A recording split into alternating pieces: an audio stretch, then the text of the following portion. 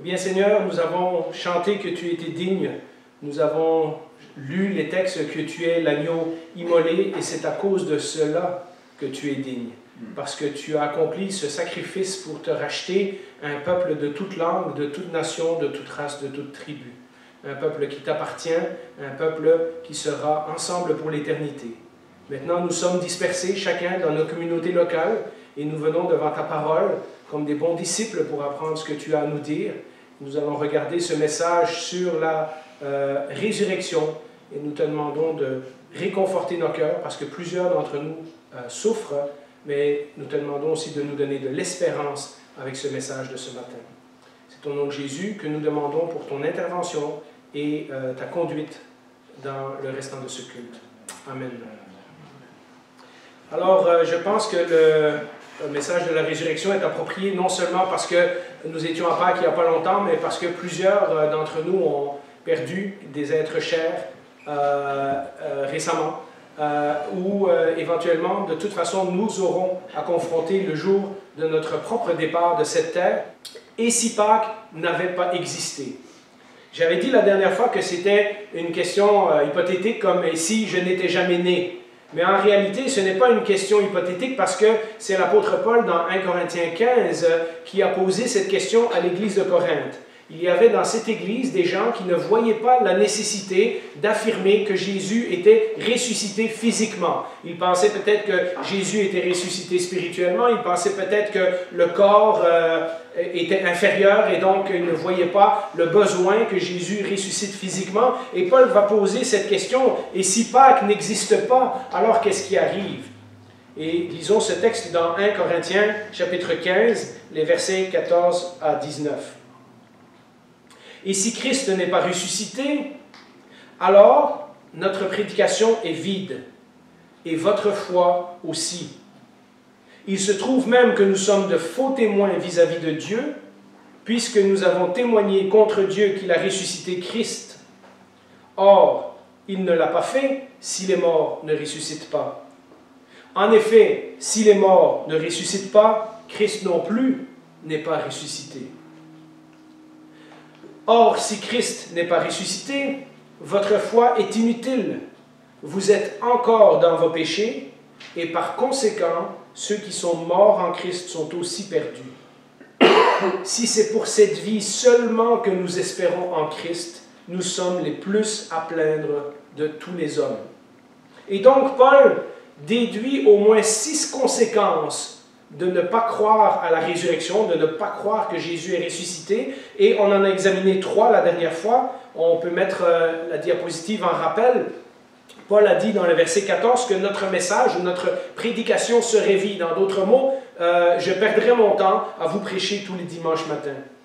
Deuxièmement, non seulement notre message serait vide, mais nous serions des menteurs. Dans le verset 15, il dit, on a dit que Dieu ressuscite les morts, mais si Jésus n'est pas ressuscité, dans le fond, on a menti. Et on a vu la dernière fois que Jésus a également menti dans ce cas-là, puisque Jésus avait prédit sa résurrection. Et puis, si Pâques n'existe pas, alors finalement, Paul nous dit au verset 17, notre foi serait inutile. Ça ne sert à rien de croire dans une religion où quand on meurt, et il n'y a rien après. Si Jésus est mort et qu'il est enterré, et que nous, on va être morts et enterrés, dans ce cas-là, notre foi serait inutile. Mais il y a 3 autres conséquences que Paul nous laisse dans ces versets-là. Il nous dit, au verset 17, que notre salut serait impossible. Au verset 17, ça dit, « Si Christ n'a pas été ressuscité, vous êtes toujours dans vos péchés. » En fait, si Pâques n'existait pas, il n'y aurait pas de salut. L'apôtre Pierre a déclaré que Christ est mort pour nos péchés une fois pour toutes. Vous connaissez de nombreux textes dans le Nouveau Testament qui disent que Jésus est mort pour nos péchés, que lorsque nous étions encore ennemis de Dieu, Jésus est mort pour pardonner nos péchés. Et pourquoi Jésus a-t-il dit mourir pour nos péchés? Parce que Romains nous dit, nous sommes tous pécheurs et privés de la gloire de Dieu. David l'avait déjà dit dans les psaumes. Et la conséquence de tout ça, on le sait en lisant l'Ancien Testament, on comprend que la conséquence de notre péché, depuis le Jardin d'Éden, c'est la mort. Romains 6, 23 nous dit, « En effet, le salaire du péché, c'est la mort. Ce que l'on mérite pour nos péchés, c'est la mort. » Nous nous dirigeons tous vers le jugement, la condamnation et la mort éternelle, à moins que Dieu lui-même n'intervienne. Et la Bible nous dit que Dieu est intervenu en envoyant son Fils Jésus payer la dette de notre péché pour nous sur la croix. C'est ce que nous avons célébré vendredi saint, c'est ce que nous avons célébré aussi le week-end passé. Et si Christ n'est pas mort sur la croix, c'est-à-dire si Pâques n'existe pas, alors il n'y a pas vraiment de paiement pour nos péchés. Et tous les petits plaisirs de la terre dont nous nous distrayons à tous les jours et qui sont momentanés ne seront qu'une distraction temporaire d'une éternité terrible qui attend chaque être humain. Résumons-le ainsi. Si Jésus n'est pas ressuscité d'entre les morts, nous sommes toujours coupables de nos péchés devant Dieu.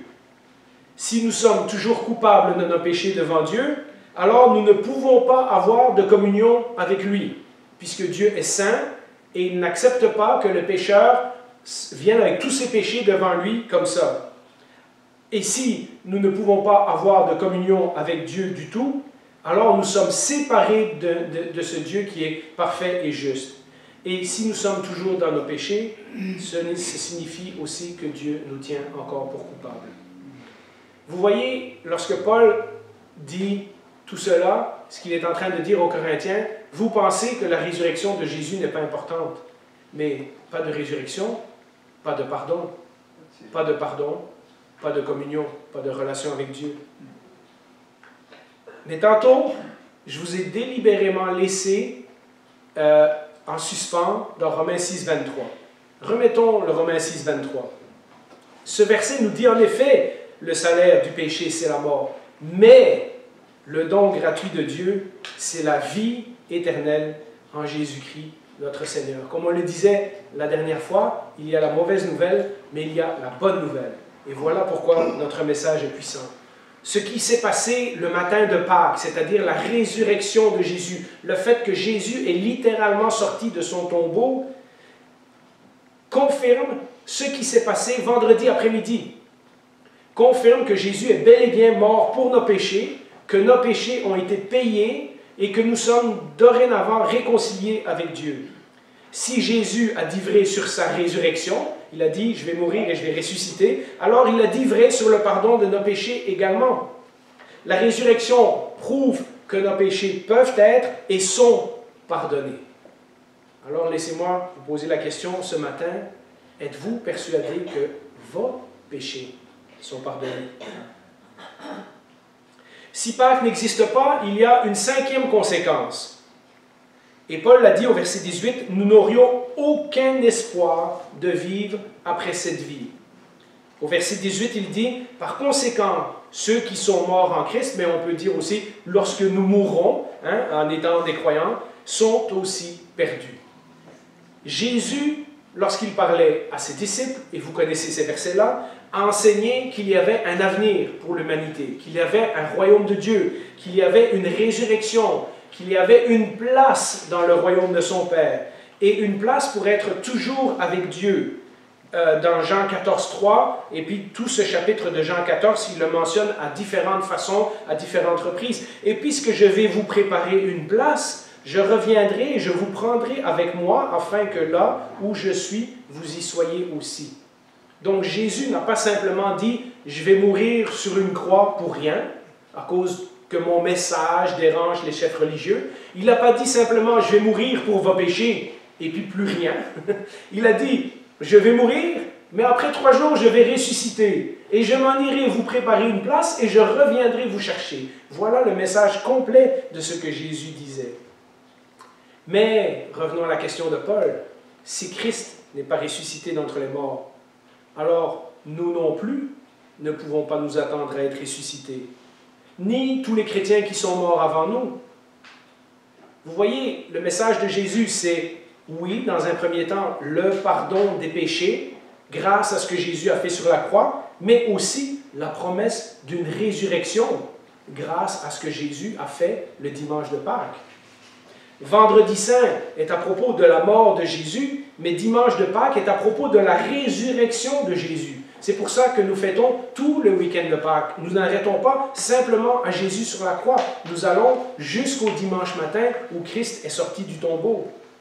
Et si Jésus est ressuscité, alors cela nous indique ce que Dieu va faire avec tous ceux qui appartiennent à Jésus à la fin des temps.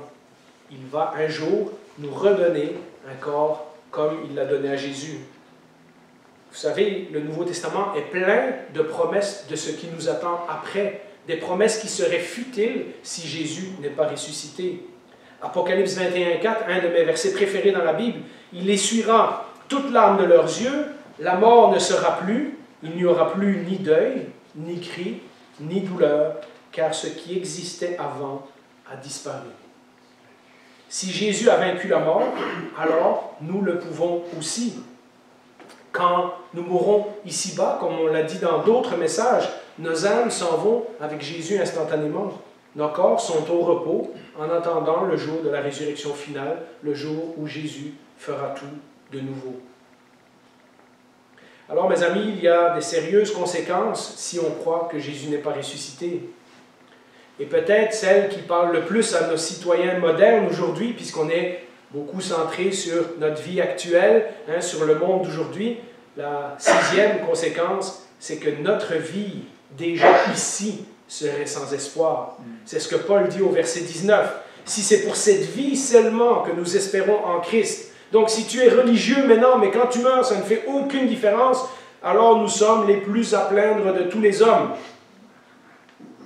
Soyons honnêtes, nous et les gens qui sont en dehors de l'Église, cherchons tous un sens à notre vie. Nous cherchons tous à faire des vies qui comptent pour quelque chose. Nous ne pouvons pas imaginer qu'en quittant cette terre, plus personne va se rappeler de ce que nous étions, de ce que nous avons fait, que tout ce que nous avons fait, c'était inutile, c'était perdu, etc. Et pourtant, pour les gens qui ne croient pas en la résurrection de Jésus, c'est exactement comme ça qu'ils vivent. Nous voulons une vie qui fait une différence. Mais si Christ n'est pas ressuscité des morts, nous dit Paul, nous sommes les personnes qui font le plus pitié. Pourquoi? Parce que tout ce que nous vivons pour n'a aucune importance.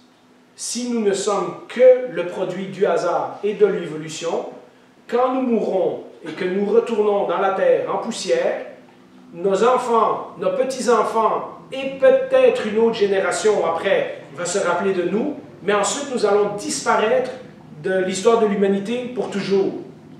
Si Christ n'est pas ressuscité, en d'autres mots, Pâques n'existe pas. Oui, il est mort le vendredi, mais le dimanche, il n'est pas ressuscité, donc Pâques ne sert à rien. Alors, notre vie est sans espoir, nous dit Paul. Et toutes les choses que vous faites dans cette vie, pour lui, en disant « je suis un chrétien », je crois en Jésus, je vais à l'église, etc. S'il n'est pas ressuscité, tout ça, c'est une perte de temps. Ça ne sert à rien. Si Christ n'est pas ressuscité, j'ai vécu ma vie de chrétien pour rien. Si Christ n'est pas ressuscité, notre vie est déjà sans espoir ici-bas. Ce n'est pas juste que nous n'aurons pas d'espoir pour l'éternité, c'est que déjà nos vies perdent tout leur sens ici-bas. Nous n'avons rien qui peut nous aider à affronter la douleur, les injustices, qui peut nous aider à persévérer dans les difficultés, qui nous pousse à vouloir être des meilleures personnes, etc. Nous n'avons rien, si Christ est mort et enterré, tout cela, en bout de ligne, ne sert à rien. Nous nous changerons un jour en poussière, et notre souvenir est tout ce que nous avons accompli, ce que nous avons peut-être bâti durement de nos mains, etc., tout ça disparaîtra avec le temps et tout ça n'aura aucune signification face au néant de l'éternité. On comprend mieux pourquoi les gens d'aujourd'hui qui ne croient pas ou qui n'ont pas entendu le message de Jésus ressuscité vivent pour le moment présent. Ils pensent qu'il n'y a rien qui les attend après, donc ils se concentrent à vivre le plus possible et de se faire du plaisir tout de suite sur la terre maintenant. Mais la résurrection de Jésus nous montre que Dieu a le pouvoir de nous donner une vie nouvelle. Dès maintenant, et une vie éternelle qui va durer, qui va continuer après cette vie-ci. Sans Pâques, c'est-à-dire sans le dimanche de Pâques, le vendredi saint serait absolument insignifiant. Oui, Jésus est mort, mais il est mort comme tous les autres fondateurs de toutes les autres religions. Il n'y a aucune différence. Et si la mort de Jésus n'a aucune signification, toujours en supposant qu'il n'est pas ressuscité, alors nos vies non plus n'ont pas aucune signification. Elles sont oubliées à jamais dans le temps et dans l'espace. Mais si Christ est ressuscité d'entre les morts, donc, au lieu de faire pitié, nous devrions être enviés parce que nous savons ce qui nous attend après. Nous savons que notre vie ne finit pas ici-bas. Nous savons que la douleur, les sacrifices, les difficultés ne sont qu'une petite chose en comparaison de l'éternité glorieuse qui nous attend. C'est cette éternité où le livre d'Éphésiens nous dit que nous passerons l'éternité à découvrir les richesses de la grâce que Dieu avait pour nous. C'est pas comme si on arrive au ciel et on va tout savoir sur tout. On va passer notre éternité à découvrir des choses que Dieu avait en stock pour ceux qui l'aiment. Hein? Alors, nous savons que notre vie, dès maintenant, dès aujourd'hui, a de l'importance. Ce qui nous arrive, Dieu n'y est pas indifférent. Il se préoccupe de nous. C'est pourquoi Paul peut finir ce même chapitre 15 de Corinthiens. Et si vous voulez, c'est vraiment, je n'ai pris que quelques versets, mais c'est vraiment intéressant de lire le chapitre 15 au complet pour voir l'argument de Paul. Il finit son chapitre avec ce verset, au verset 58. « Ainsi, mes frères et sœurs bien-aimés, soyez fermes, inébranlables, travaillez de mieux en mieux à l'œuvre du Seigneur, sachant que votre travail n'est pas sans résultat dans le Seigneur. » Si Jésus est ressuscité et que nous sommes son enfant par la foi, alors nos vies ont de la valeur. Alors ce que nous faisons a de l'importance. C'est déjà la conclusion. Nous allons prendre le repas du Seigneur dans quelques instants. Mais en conclusion, j'aurais aimé faire ceci. Inversons la question de Paul. Et si Christ est vraiment ressuscité, alors quoi? Que se passe-t-il? Que faire puisque en réalité Pâques existe? Que se passe-t-il puisque la résurrection de Jésus s'est vraiment produite? Et on a vu, à Pâques l'année passée, à Pâques cette année, et on le verra encore les autres Pâques, Dieu voulant, s'il nous permet, qu'il y avait de nombreux témoins de la résurrection de Jésus et que notre foi est basée sur le témoignage de gens qui ont vu ces choses-là et donc elle est fiable. Si Pâques existe, si Jésus n'est non seulement mort sur une croix, mais sorti vivant du tombeau, hein, si Pâques existe, alors quoi? Eh bien, puisque Pâques existe, ça veut dire qu'il y a une résurrection des morts. Alors, Jésus-Christ est vraiment ressuscité. Nous le fêtons chaque Pâques. Et si Jésus-Christ a été ressuscité, alors notre message n'est pas inutile, mais notre message est puissant pour donner de l'espoir aux gens et à l'humanité. Et notre foi aussi est puissante. Notre foi repose sur quelque chose de certain.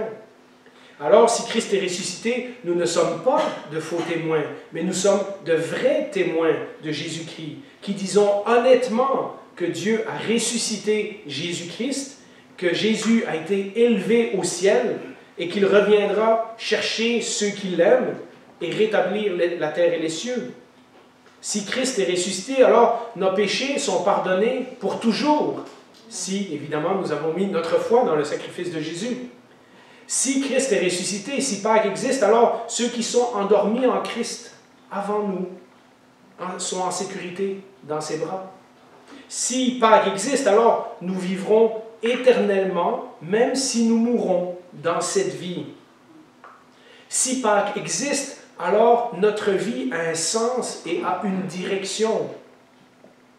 Si Pâques existe, alors l'espérance qui est née en ce premier jour de Pâques, il y a 2000 ans, lorsque les femmes et ensuite les disciples ont vu Jésus ressusciter, cette espérance qui nous a été transmise de génération en génération depuis 2000 ans, eh bien cette espérance nous donne plein de raisons de le célébrer dès maintenant et pour toujours. Et cela, quand bien même nous souffrons, quand bien même nos vies sont difficiles. Soyons donc remplis de gratitude et d'adoration quand nous pensons à la croix, mais que nous pensons aussi au tombeau vide, car Christ est vraiment ressuscité. Amen.